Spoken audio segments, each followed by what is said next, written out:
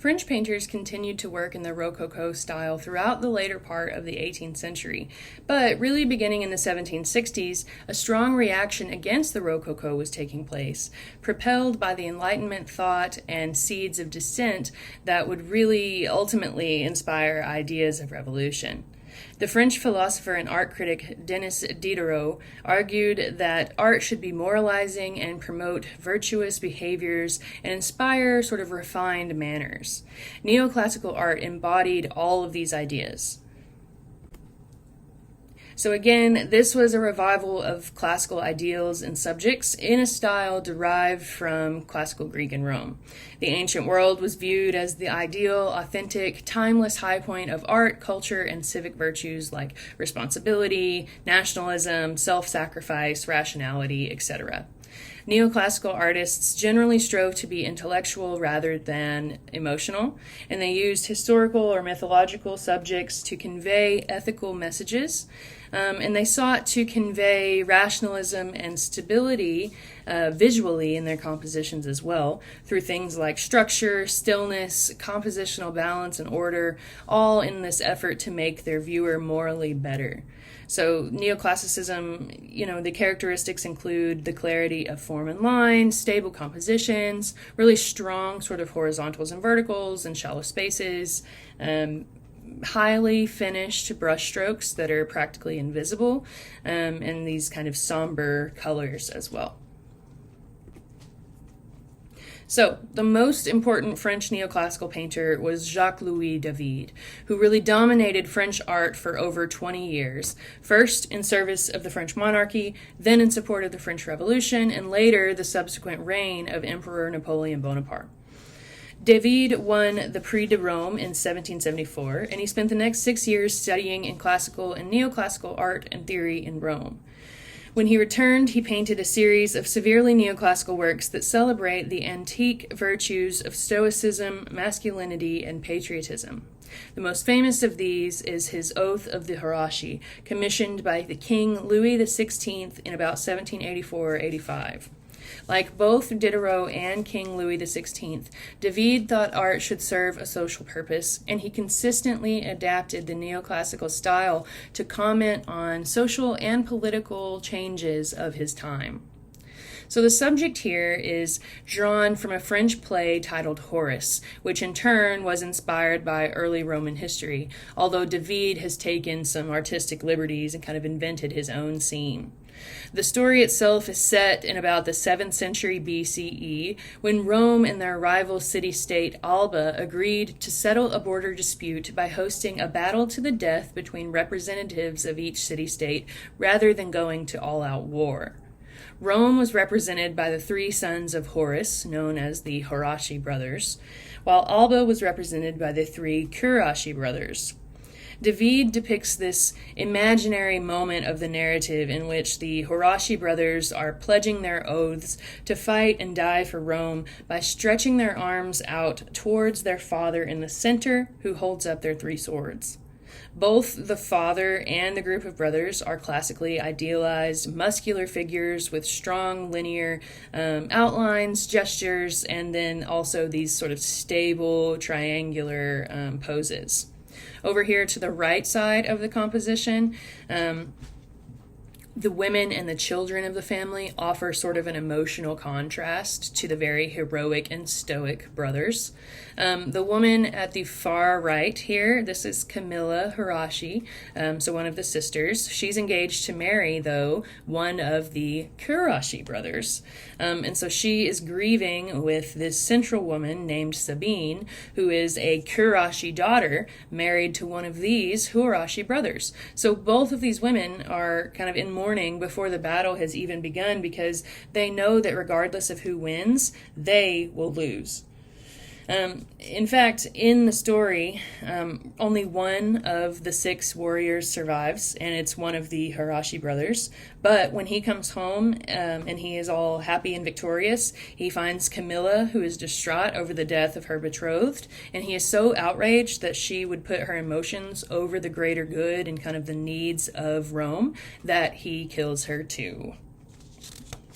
Now, David here is demonstrating this neoclassical emphasis on strong, clear lines and well-delineated forms. He's used linear perspective to render this sort of believably deep, although it's actually rather shallow and sort of frieze-like space. His figures are shown kind of framed by these 3 Roman archways in the background, which are historically accurate, and they sort of serve to strengthen and stabilize the space, and they separate the very dark background from kind of the spotlit foreground here, and they sort of push the figures forward towards the picture, towards the front of the picture plane. David's triangular figural groups are sort of framed nicely by each of these arches, creating again this sort of stable, balanced composition that really emphasizes the dramatic contrast between the sort of stoic men and their willing self-sacrifice and these emotional women. David also uses this strong, clear light that illuminates the sober colors of the scene. And then we have this rich red on the father and the brothers that's used to sort of draw attention to the main point of action. And then all of these implied diagonal lines of the swords and the limbs of the men, and then the spear here too. All of these add sort of a sense of tension as well. So this work is really a great example of neoclassical art and how it used classical subject matter to promote patriotism, self-sacrifice, especially in the service of the nation or the greater good, and to sort of provide both intellectual and moral education for the viewer. Here's another great example in which David depicts a classical subject with a moralizing message of self-sacrifice and civic duty. Socrates, the great Greek philosopher, was convicted of impiety and corrupting the youth by the Greek state for his teachings. His trial lasted less than a day, and he was sentenced to die by poison. And so David depicts here this moment in which Socrates is about to accept and drink this cup of hemlock, which is poison, and he's about to do so willingly because he would rather die than renounce his beliefs. And so again, we have this rather sparse, kind of shallow, frieze-like composition that really emphasizes the clarity of line and form, using very precise drawing and sort of somber colors. Here you can see one of the kind of preparatory drawings that David did for the composition, and I think this really makes that emphasis on linear clarity even more obvious. But he's also really created this kind of sense of balanced stability with these long, strong horizontals and then these kind of verticals as well.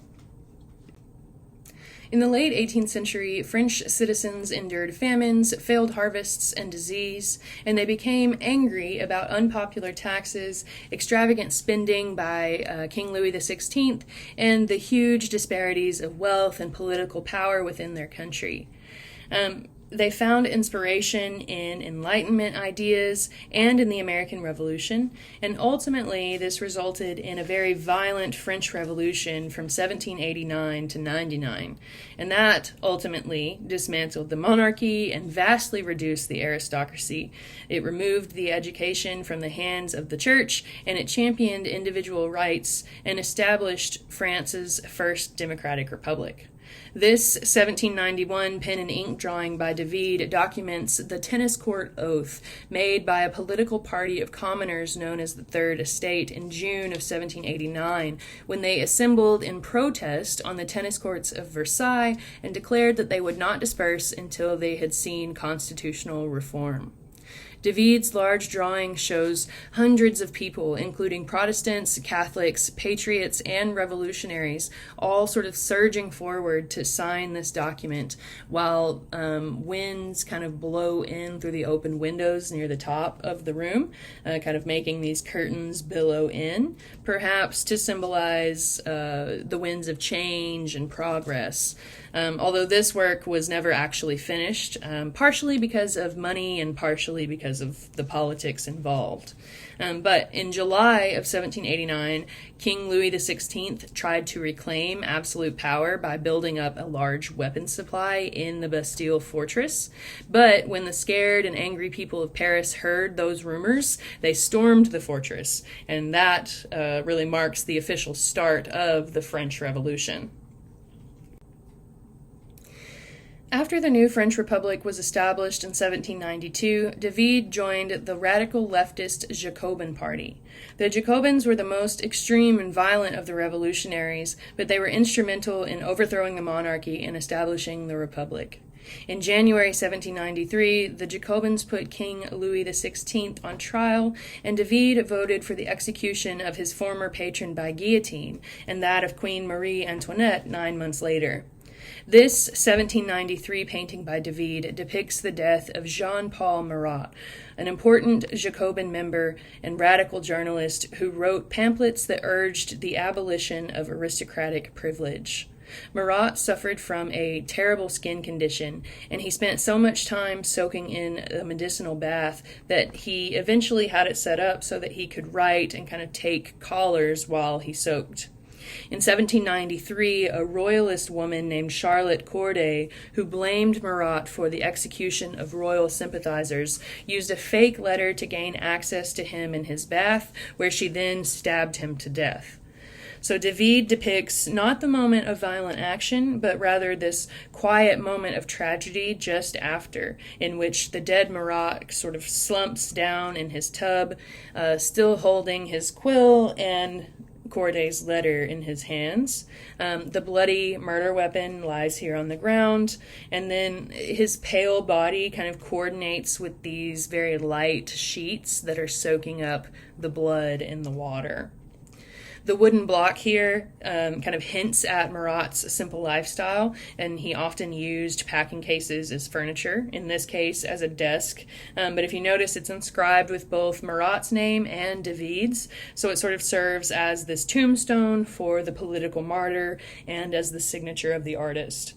The sparseness of the scene really contributes to its sense of timelessness, and the dramatic kind of spotlight, in contrast with this very dark background, this really denies any other narrative details that might distract us from this scene of rather reverential silence, which renders Marat as this political martyr of the new religion of rationalism and kind of transforms a brutal tragedy into a statement of somber eloquence that really provokes pity and compassion and maybe even the meditative contemplation of death itself.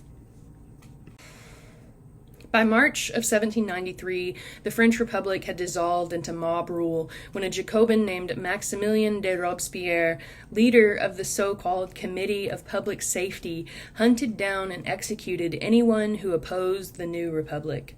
An estimated 500,000 arrests were made, and over 27,000 of those people died from either execution or exposure during their imprisonment.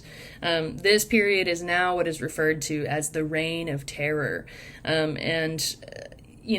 Robespierre was finally arrested and executed in July of 1794, and after that, many of the Jacobins were also imprisoned or executed. David renounced his Jacobin activities to escape a death sentence, and instead he was imprisoned twice in 1794 and 95 inside a room within the former palace, which is now the Louvre Museum. This was a rather lenient sentence that allowed him to continue painting, and so this particular work he began while he was still imprisoned in 1795, although he didn't complete it until about 1799. This canvas references the story of when, after the Roman men had stolen and forced Sabine women to be their wives, the Sabine army attacked the city of Rome. However, by that point in time, the women had already sort of assimilated, and so these Roman men were now their husbands whom they loved, and they were now the mothers of Roman children, and so the Sabine women kind of step up and intervene.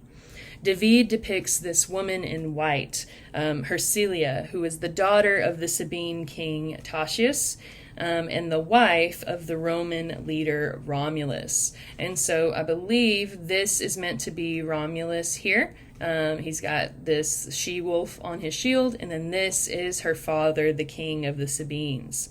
And so she is kind of throwing herself rather dramatically in between the two of them, and then other women and their children are kind of joining her in an effort to stop this violence. David is still looking to classical antiquity, although where he previously looked more specifically to ancient Roman examples, he had now decided those works were too harsh and that the figures were too physical and their muscles were sort of too angular. And so here he's looking a bit more towards the kind of purity of ancient Greek sculptures that celebrated the nobility of the nude human form. He also still creates this kind of balanced, stable, stage-like composition, although it is absolutely full of tension and chaos and drama and action. The composition, despite all of that, is really all about seeking a peaceful resolution. And he's thinking specifically about the reconciliation of the French state. In his previous oath of the Hirashi, the women were passive and their emotionality was seen as negative. But here we have these very physically active women who are allowing their emotions to guide them. And so perhaps David is implying that the needs of the French state would be best served by acknowledging these emotions and not just reason and rationality. There also seem to be ideas of personal reconciliation being conveyed here. David may have been a revolutionary, but his wife was a royalist, and their relationship was really on the rocks at this point.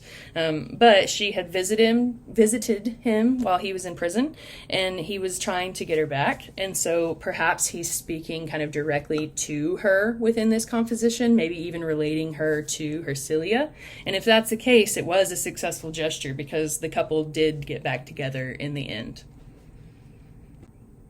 In 1795, France established a new constitution and was governed by a directory of 5 relatively young, wealthy military men who had been appointed by Parliament. Among these men was Napoleon Bonaparte, who held a lot of power within the directory because of his military successes. He had already led his army to victories in Austria, Rome, Naples, and Switzerland. In 1799, Bonaparte staged a coup to overthrow the Directory and named himself First Consul. By 1802, he had changed his title to Consul for life, and in 1804, he crowned himself Emperor of France. David first met Bonaparte in 1797 after his military victories. David was really eager to sort of align himself with a hero again to redeem his reputation and his dominant position in French painting. And he sort of saw Bonaparte as maybe the best option for achieving some of these Enlightenment ideals within the within the country. And then Bonaparte really saw the usefulness of having this master artist and propagandist like David on his side.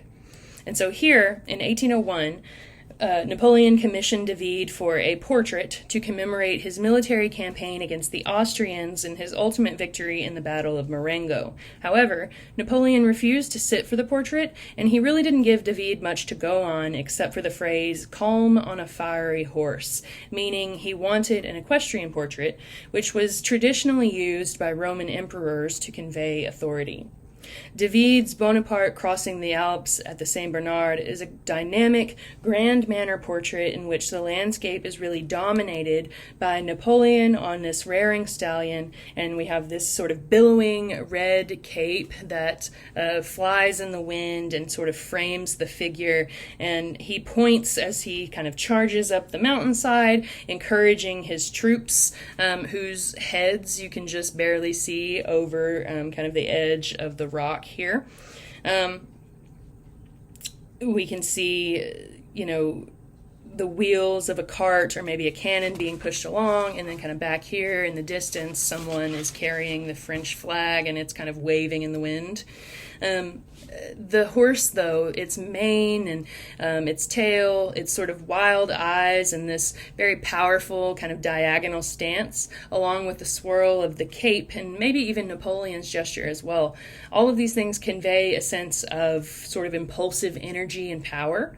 Here in the foreground, David includes the names Hannibal and Charlemagne carved into the rock next to Bonaparte's name, aligning him with two other successful military leaders who famously took their troops across the Alps.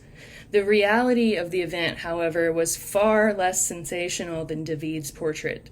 Napoleon did not bravely lead his troops across the Alps on this gallant steed. He actually followed along behind them and crossed the Alps a few days after they had by riding along on this lowly little mule up this steep, narrow mountain path. However, the truth was not really the point here. Instead, both Napoleon and David wanted to demonstrate Napoleon's power, his sound judgment, his composure, and his military might and success. After Napoleon Bonaparte crowned himself as Emperor of France in 1804, David was appointed as first painter to the imperial court. This 33-foot wide by 20-foot tall canvas, completed in 1807, serves as both a commemorative historical documentation of Napoleon's lavish coronation and as a piece of political propaganda. French kings were traditionally crowned in Reims, but Napoleon held his coronation at Notre Dame Cathedral in Paris. David depicts the moment within this 3-hour ceremony in which Napoleon, who is sort of styled as this Roman emperor, he's already been crowned, and now he sort of turns to crown his wife in front of thousands of guests. To the emperor's right, we have kind of the imperial court, and in particular, we have the Pope Pius VII, who is here to bless the coronation, although in reality, he probably did not want to be here because without Napoleon, he would have been the one in control of the country. David includes more than 200 figures within this scene, and several of them have recognizable portraits, especially amongst the members of the imperial court. And then back here, we have members of Napoleon's kind of family, including his mother, and that is a recognizable portrait as well, although apparently in reality, she was not present for this coronation. Here we have a late work from about 1812 in which David depicts a roughly 3/4 life-sized Emperor Napoleon standing in this sort of classical contrapposto pose within his study at Tuileries. His hand is propped within his military uniform, and his medals kind of show off his military power and success, but this is not a military portrait. Notice he has removed his sword and kind of laid it to the side in the chair here, and he's doing work within his office, the administrative work of a very successful civic leader. And so he's shown here standing between this kind of high-backed red velvet upholstered chair and then this big desk with the regally carved and gilded lion on the leg. On his desk, kind of behind him, we can see this candle, which is burned quite low. We have various papers, an ink-stained quill, and then kind of far to the right, we have this rolled up paper that's been stamped with the label COD, which is a reference to the Napoleonic Code that had been established in 1804. David also includes this book, which is...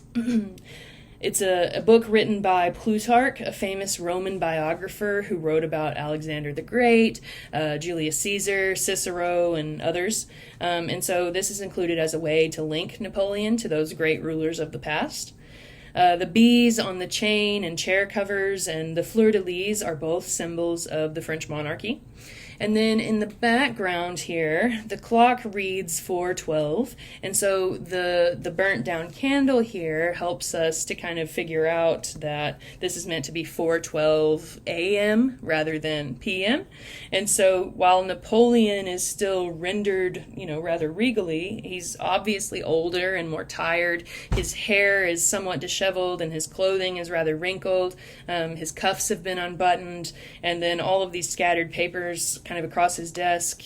All of this implies that he worked rather late hours in his office, as if he was unable to tear himself away from his civic duties. However, Considering that this was completed in 1812, the same year that Napoleon was in the middle of a disastrous invasion of Russia, and just 2 years before he would be dethroned and exiled to the island of Elba, there's also then this sort of implication that the emperor's time is running out, and that perhaps David knows it. And then when Napoleon was, in fact, removed from power in 1814, David also went into exile, although he went to Brussels, and that is where he died in 1825. Now, I've included one more artist in this lecture. So this is Antoine-Jean Gros, and so he was actually one of David's most successful students, and before Napoleon's downfall, Gros had actually worked his way up and was kind of competing with David for royal commissions from Napoleon. In 1797, he traveled with Napoleon and his troops through Italy, and he later became the official chronicler of Napoleon's military campaigns. This work from 1804, titled Napoleon in the Plague House at Jaffa, commemorates an actual event in a rather sensationalized, sort of grand manner type of way. So in 1799, during Napoleon's campaign against the Ottoman Turks, the bubonic plague had broken out amongst his troops. And so to quell the fear and panic amongst his soldiers, Napoleon visited the sick and dying who had been housed in this converted mosque in the city of Jaffa, which is now in Israel, but at the time it was part of the Ottoman Empire. So Gros creates this sort of shallow, frieze-like space that's framed with the repeating arches of this converted mosque. It's rather similar in composition to David's Oath of the Hirashi, but here the architecture clearly reflects kind of the Middle Eastern location, and where David's kind of dark background really denied any further narrative details, Gros has allowed for this deeper view into the city, and he includes kind of the smoky haze from the nearby battles, and we see this French flag kind of flying in the distance, which symbolizes their victory. Gros has placed Napoleon kind of in the center of the composition here with this small group of soldiers and a doctor, all of which are sort of keeping a cautious distance from the patients to avoid the very contagious plague. But Napoleon, rather heroically and fearlessly, kind of reaches out with his bare hand towards this man's sores, and it's sort of reminiscent, perhaps, of Christ healing the sick with his touch. And so stylistically, Gros really employs more vibrant colors and kind of a looser, more painterly brushwork than David, and he creates this dramatically lit, kind of dreamy composition that really emphasizes both exotic and grisly details and the emotional sentiment of the scene, ultimately in an effort to inspire the veneration of Napoleon as an individual rather than kind of emphasizing the more generalized Republican ideas like David did. And so Gros is really a great example of this transition in France specifically from Neoclassicism to Romanticism, or maybe an example of how both ideas, both styles can be sort of integrated into the same work.